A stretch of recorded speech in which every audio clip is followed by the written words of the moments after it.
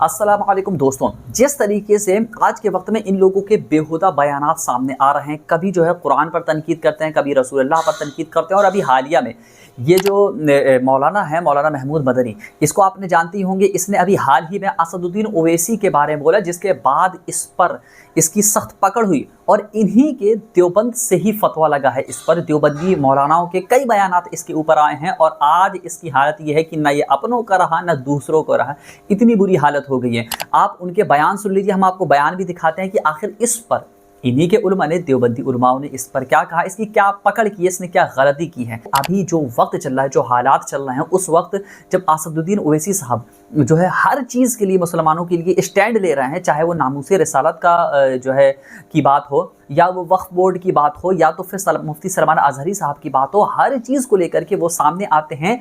और आज इतने मुश्किल हालात में ये एक इंटरव्यू में इसने बोल दिया कि नहीं, वो जो है वो गलत हैं, वो जो है अपनी तरक्की के लिए, अपनी चॉइस के लिए ये सब करते हैं, लोगों को लड़वाते हैं, भड़काऊ बयान देते हैं, उनका साथ नहीं देना चाहिए।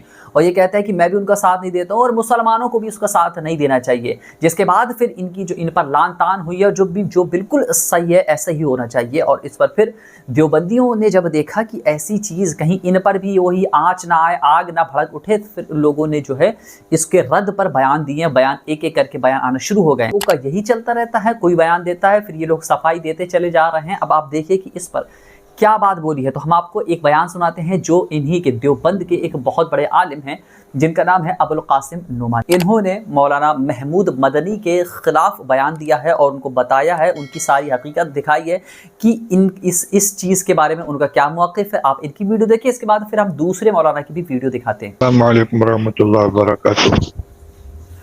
आज मौलाना महमूद मदनी साहब के इंटरव्यू के सिलसिले में मेरे नाम एक मैसेज सबसे पहले गालिबन यूसुफ साहब नामी किसी साहब ने भेजा था, और उसके बाद उस क्लिप की कॉपी मेरे पास 50 नंबर से आ चुकी है और मुसलसल आ रही है। चूँकि उसने मुझको मुखातब बनाया गया है, इसलिए मेरे लिए उसकी वजाहत करना ज़रूरी है।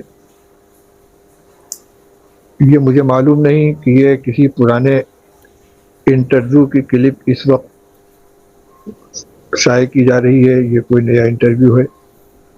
जहाँ तक उसके मौजू का ताल्लुक़ है, तो यकीनन मुझे मौलाना महमूद साहब के इस अंदाज़ कलाम से बिल्कुल इत्तफ़ाक़ नहीं है। नज़रियाती एतबार से किसी से इख्तलाफ हो सकता है, लेकिन अपने इख्तलाफ के इजहार का तरीक़ा मुनासिब होना चाहिए। और ख़ास तौर से इस वक्त जबकि मुसलमान दो मसलों की वजह से इंतहाई तशवीश में और तकलीफ़ में है। एक वक्फ तरमीमी बिल का मसला है, दूसरे तौहीन रिसालत का मसला है, और यकीनन सलाहुद्दीन ओवैसी साहब इस सिलसिले में बेबाकी के साथ गुफ्तगू कर रहे हैं। तो उनके साथ अपने इख्तलाफ का इजहार जिन अल्फाज में मौलाना महमूद साहब ने किया है, ये बिल्कुल नामुनासिब है। एंकर के हर सवाल का जवाब देना भी ज़रूरी नहीं होता, उसको अवॉइड भी किया जा सकता है।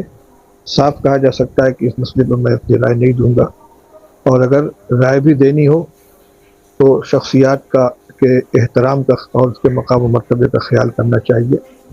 इसलिए मैं इस इंटरव्यू से अपनी लाताल्लुक़ी का इजहार करता हूँ। जहाँ तक ताल्लुक़ है उनकी इल्मी सलाहियत या उनके शूरा की रुकनीत का, वो मसला अलग है, और उसका ताल्लुक़ तन्हा मेरी ज़ात से नहीं बल्कि पूरी मजलिस शूरा से है। इसलिए मैं उस मसले पर कोई तबसरा इस वक्त नहीं करूँगा।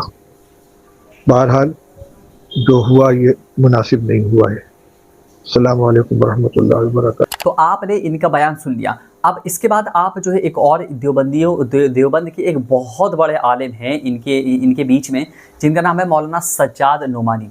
इन्होंने भी मौलाना अबुल कासिम नुमानी की तायीद की है और इनके बयान को सही बताया। आप इनका भी बयान देखें। हज़रत मौलाना मुफ्ती अबुल कासिम नुमानी साहब दामत बरकातुहुम मखदूम दारुल देवबंद का ये बयान बहुत ही लायक तहसीन है।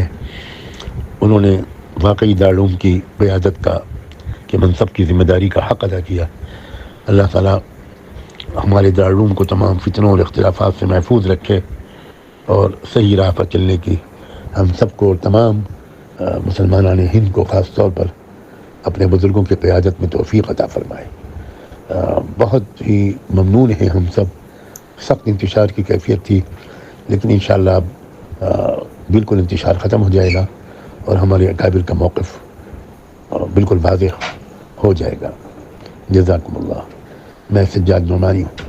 تو اب آپ نے بیان ان لوگوں کی سن لیے، اب کل ملا کر کے بات یہ ہے کہ ایک چیز سمجھ میں نہیں آتی، آج کل یہی چل رہا ہے کہ یہ لوگ جو ہے کوئی ایک بیان دیتا ہے، پھر دوسرے لوگ صفائی دیتے ہیں، پھر کوئی بیان دے دیتا ہے، پھر صفائی دیتے رہتے ہیں، یہی ان کے بیچ میں ہوتا رہتا ہے۔ کیوں؟ کیونکہ ان کی زبان شروع سے اس طریقے کی رہی ہے۔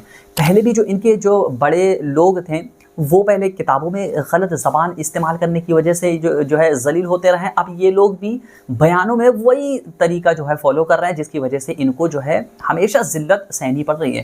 اسد الدین اویسی صاحب کے بارے میں بولنے میں ان کو بھی بالکل شرم نہیں آئی، کہتے ہیں کہ وہ پالیٹکس کر رہے ہیں، جبکہ خود یہ پالیٹکس کر رہے ہیں، گندی پالیٹکس کر رہے ہیں، اور اس وقت میں مسلمانوں کو چوٹ دے رہے ہیں، جس وقت میں ایک لیڈر سمجھ میں آ رہے ہیں جو اسد الدین اویسی صاحب ہے، جو مسلموں کو لیڈر ہے، جو وہ حق میں ان کے آواز اٹھا رہے ہیں، اس آواز کو دبانے کی کوشش کر رہے ہیں، اور خود تو کچھ نہیں کر رہے ہیں۔ آپ دیکھ لیجئے کس مدعے پر یہ جو ہے مسلمانوں میں مصیبت آئی تو کب یہ بولے ہیں، لیکن ایسے وقت میں انٹرویو دینے میں کیا بولنا چاہیے کیا نہیں بولنا چاہیے ان کو بالکل بھی شعور نہیں رہتا، اور کچھ بھی بول کر کے پھر بعد میں معافی تلافی کرتے رہتے ہیں۔